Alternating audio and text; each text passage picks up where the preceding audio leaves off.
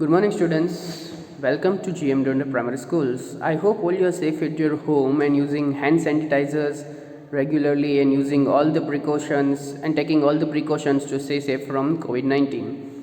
So, students, today we are going to learn about chapter 5th of standard 7, that is quality.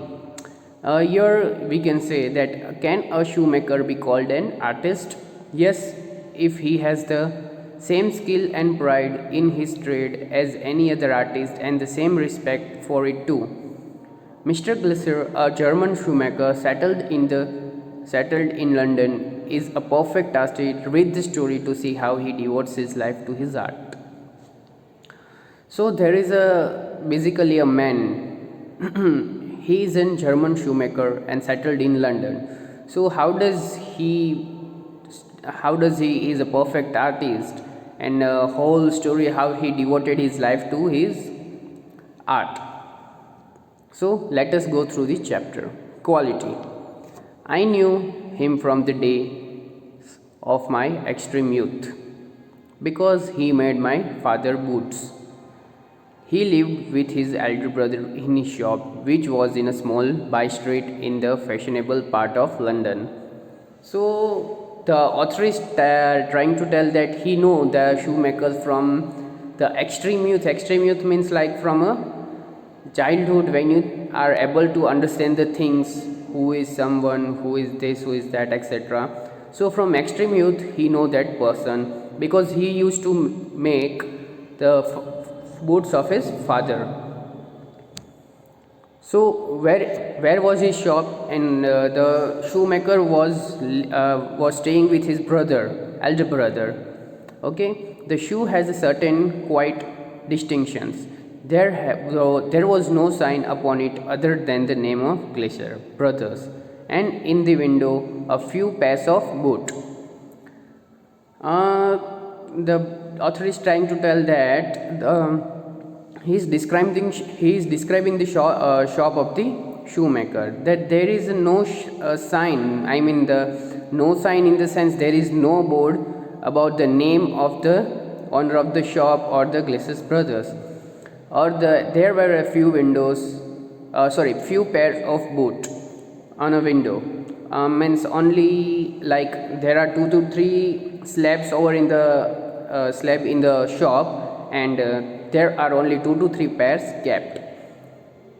He made only what was ordered, and what he made never failed to fit.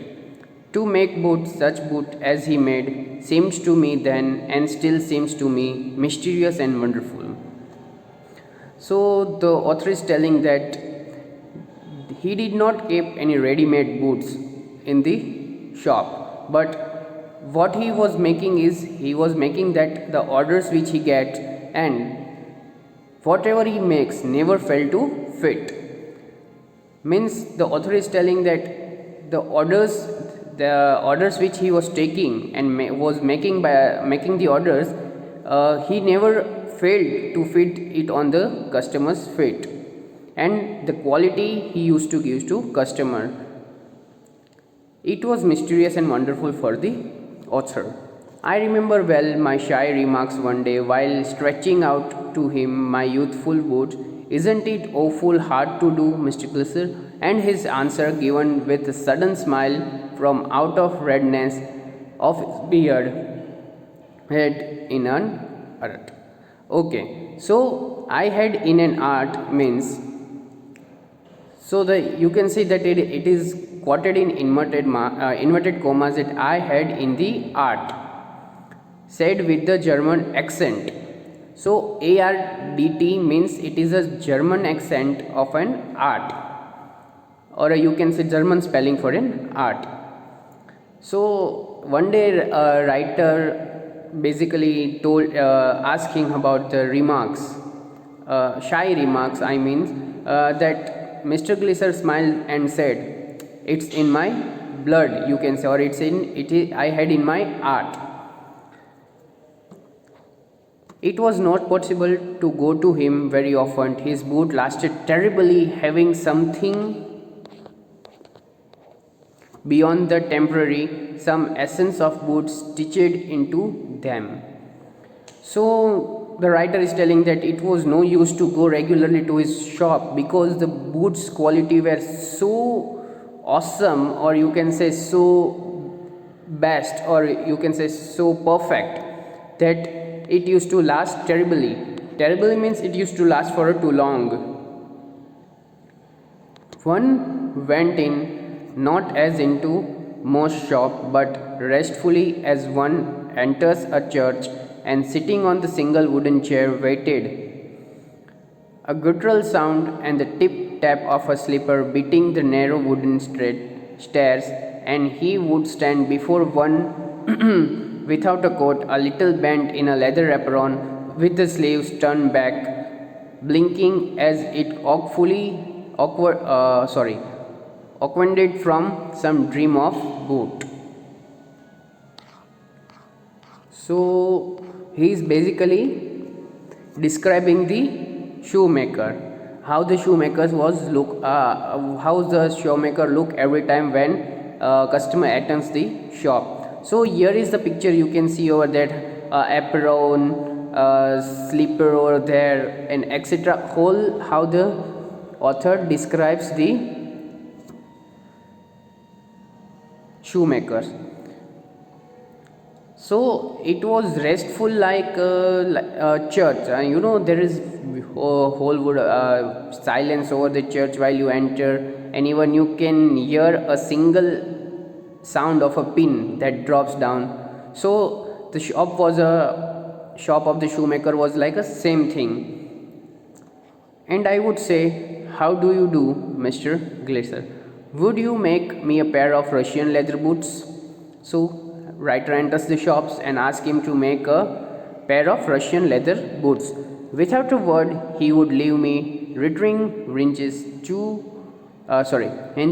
came or into the other portion of the winches he came or into the other portion of the shop, and I would continue to rest in the wooden chair, inhale the incense of his trade. Soon he would come back holding in his hand a piece of golden brown leather with eyes fixed on it. He would remark, "What a beautiful piece!" When I too had admired it, he would speak again, "When do you want them?" So you can see over there again it is in inverted commas, and what a beautiful BIECE, that is bees, but it is in as a German accent, so it can be called as peace.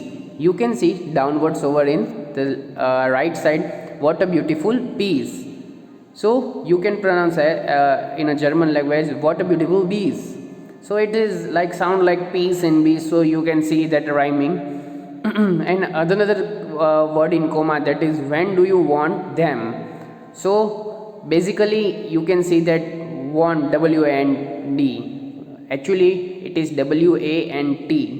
So in German accent we can say want them, and I would answer, oh, as soon as you conveniently can. Conveniently means as soon as you can give them, and he would say tomorrow, fortnight.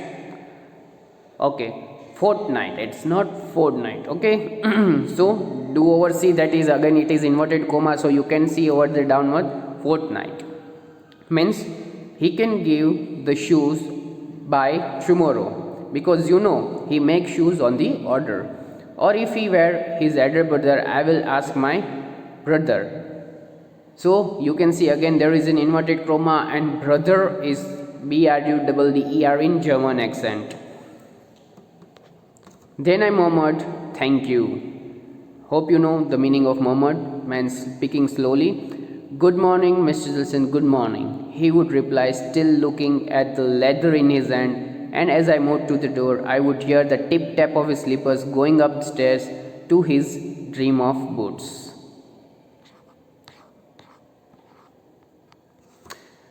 I can't forget that day on which I had occasion to say him, "Mr. Glisser, the last pair of boot cracked, So it is correct, it is again in inverted comma, so please do see that. He looked at me for a time without replying, as if expecting me to withdraw or qualify the statement, then said, I would say, I should not have Greek.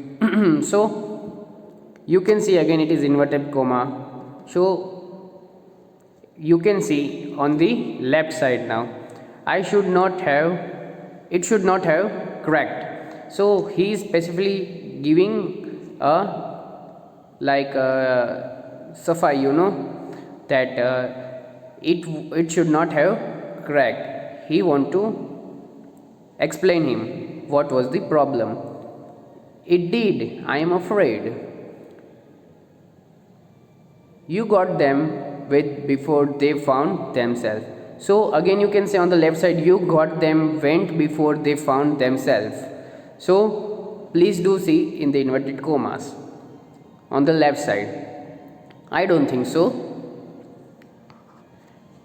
At that he lowered his eyes as if hunting for a memory of those boots, and I felt sorry I had mentioned this grave thing. So basically the shopkeeper was like bit thinking about how to explain what was the problem, and he was thinking about the memories how the boot was made. So send them back, I will look at them. So as you know, every shopkeepers tell, if there is any problem, please bring the goods back and we will look at the problem. So let us move forward. Zoom boots means some boots. He continued slowly, are bad from what? You can see birth. It is birth. Instead it in German birdt, birth. If I can do nothing with them, I'll take them off your bill. So basically you can see, if I can do nothing with them, I take them off your bill. That means I will give you discount in the bill, or you can say I will write off your bill. Once only I went absent-mindedly into his shop in a pair of boots bought in an emergency at some large firm. He took my order without showing me any leather, and I could feel his eyes penetrating the inferior. Okay, so there is a, you can see, inferior covering of my boot. At last he said, those are not my boots. So he, as the author bought the boots to the shopkeepers, and he was saying the boots carefully. So finally these are not my boots, those are not my boots. The tone was not one of anger nor of sorrow, not even of, you can say, contempt. But there was in it something quiet that froze the blood. He put his hand down and pressed a finger on the place where the left boot was not quite comfortable. It hurts you there, he said. Those big firms have no self-respect. So this was basically a boot of a company, or you can say a firm. And then if something had given way with him, he spoke long with bitterly. It was the only time I ever heard him discuss the condition and hardship of his trade. You can see inverted commas over here again. So look at the right side. They get it all, he said. They get it by advertising, not by work. So basically he is trying to tell that company would get the customers. Okay, company would get customer by advertising, not by the hard work, as the author was as the shoemaker was doing. Okay, they take it away from us. So he is telling that they take it away from us.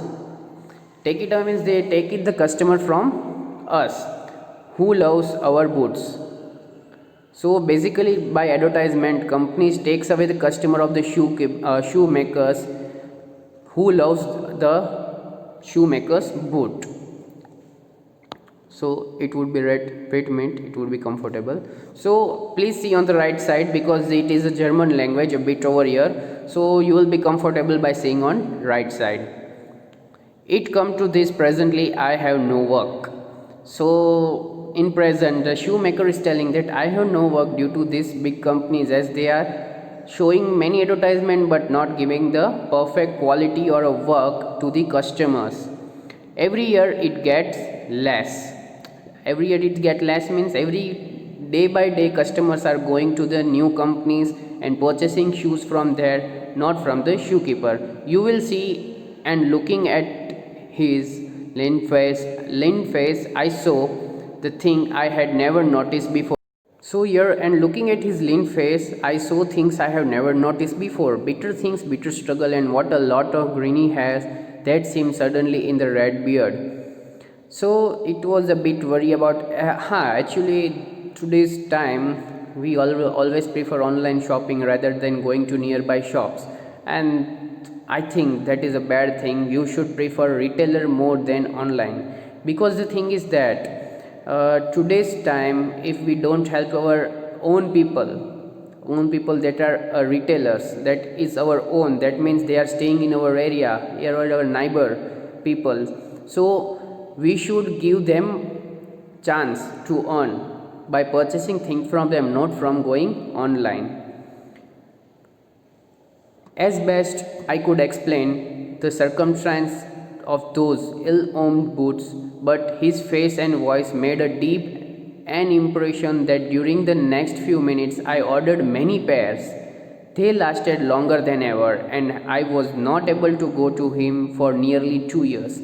So looking at the shoemakers and his face, that there was no business due to big firms were entering into this business, and by just doing an advertising they were getting customers of the shoemakers. So by knowing the deep sadness, or you can say deep disbelief in his own confidence, he ordered to increase the confidence and to increase the earning of a shoemaker. He ordered many pairs of shoe in the next few minutes, and it lasted for a long time, as the author did not need to go to the shop for nearly 2 years. It was, I think, it is a good quality of a boots that were used by the leather or the good products were used by the shoemakers. It was many months before my next visit to his shop. This time it appeared to be his elder brother handling a piece of leather. So now the things changed, time changed. Now he was seeing, this time he appeared to be his elder brother handling a piece of leather. Well, Mr. Grisser, I said, how are you? He came close and peered at me. I am pretty well, he said slowly, but my elder brother is dead. So here is something sad news over here in the chapter, that Mr. Glisser was good, but his elder brother was dead now. And I saw that it was indeed himself, but how aged and when. And never before had I heard him mentioning his brother. Much shocked, I murmured, "Oh, I am sorry." By knowing some bad news, you obviously say, "Oh, I am sorry." That we use while replying to the sad news. Yes, he answered. He was a good man. He made a good boot, but he is dead. And he touched the top of his head, where the hair had suddenly gone as thin as it was. Okay, so basically here the author is describing about the present situation, where the hair had suddenly gone as thin as it has been on that of poor's brother, to indicate, I suppose, the cause of death. So, do you want any boot? And he held up the letter in his hand. It's beautiful piece. It's a beautiful piece. So he is showing the boots to the author, that do you want any boot? These are the beautiful piece available right now. I ordered several pair. Again, the author is ordering several pair over here. I was very long before they came, but they were better than ever. One simply could not wear them out as soon as after I went aboard. Abroad, sorry. It was over a year before I was again in London. The first shop I went to my old friend. I had left a man of 60. I came back to one of 75, pinched and warm, who genuinely this time did not at first know me. So basically, he was after a few years he was back. So it was, but obviously the shopkeeper was left a man of 60 and he was now 75. So here we can see the author came back from London after 15 years. Do you want the boot? He said, I can make them quickly. So again you can see on the right side, I can make them quickly. It is a slack time. Okay. I answered, please, please, I want the boot at all round, every kind. So here author is very excited to knew every kinds of boot. I had given those boots up when one evening they came. One by one I tried them on in shape and fit, in finish and quality of leather. They were the best he had ever made. I flew downstairs, wrote a check and posted it at once with my own hand. A week later, passing of Little Street, I thought I would go in and tell him how splendidly the new boot fitted. But when I came to where his shop had been, his name was gone. But when I came to where his shop had came, his name was gone. So basically, a writer returned to the street. But he saw that his name was gone. I went in very much disturbed. In the shop there was a young man with an English face. Mr. Glacier in? I said. No, sir, he said. No, but we can attend to anything with a pleasure. The person who replied to the author that, sorry, Mr. Glacier is not available, but we can attend to do anything with a pleasure. We have taken the shop over. So now the shoemaker has sold his shop over there. Yes, yes, I said, but Mr. Glacier? Oh, he answered, that, but I only received this boot from him last week, Wednesday week. So the author was very surprised because you, after a week, when you hear someone's death, even you can't believe. So here the writer was like, dead? It was a question mark of him because he told, I have received just about a week before.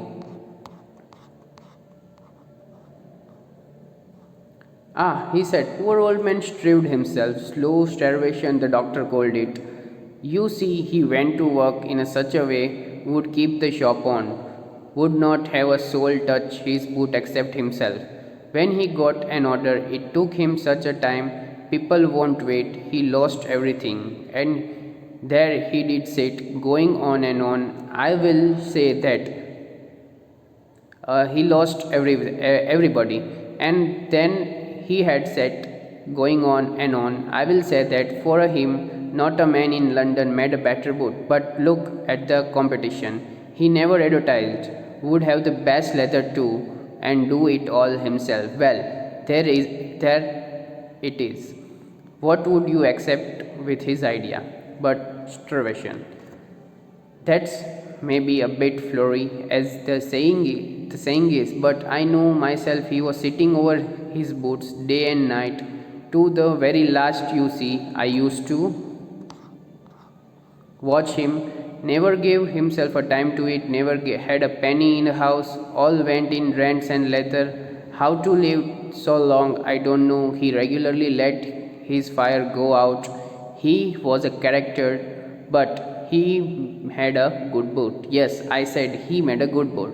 So there was many difficulties with the shoemaker, but the thing from the chapter is about the quality. So here the new owner, or you can say the author, is talking with the new owner of the shop.